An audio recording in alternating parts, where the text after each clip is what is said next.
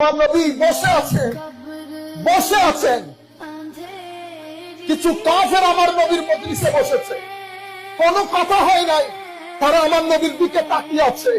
আমার নবী যখন হাতের ইশারা করছেন, একটু মুস্কি হাসতেছেন, এতটুকুন দেখে তাকিয়ে আছেন।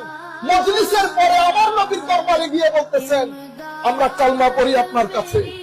তো কালমা কহে, এইরকম সৌন্দর্য আমরা আমাদের জীবনে দেখি। আমার নবীর দরবারে যেই বসতেন, তাকিয়ে থাকতেন আমার নবীর দরবারে, কেউ উঠতে চাইতেন না। আমার নবী এত ফ্লেক্সিবল ছিলেন, আমার নবী এত ইজি গোয়িং ছিলেন। আমার নবীর শরীরে পাকের সৌন্দর্য চাঁদের সূর্যের সৌন্দর্যকে ছাড়িয়ে যেত। আমার নবীর চুল মুবারক যখন খুলে দিতেন, তো নবীর চুল মুবারক দিয়ে সিম সিম করে নূর বের হতো।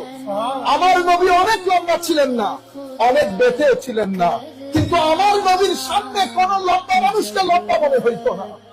আমার নবী লাখ মানুষের মধ্যে দাঁড়ালে মানুষ বুঝতে পারতো without asking anybody about the Prophet sallallahu alaihi wasallam. In the million people's gathering, people can find out who is the Prophet Muhammad sallallahu alaihi wasallam. যেই নবীর দরবারে আসতেন, লাখ মানুষ বসে থাকলেও সবাই বুঝতে পারতেন মজলিসে আমার নবীকে। কি আজ এটাকে বলে শামাইল মুস্তাফা সাল্লাল্লাহু আলাইহি ওয়াসাল্লাম। The second topic should be Fazail Mustafa sallallahu alayhi wa sallam.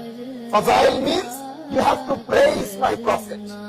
You have to talk about the act by the Holy Prophet sallallahu alayhi wa sallam himself. Fazail Mustafa যখন বলবেন, কেন কোরআনে পাক নজরে আসে না? কতভাবে আল্লাহ নবীকে তুলে ধরেছেন।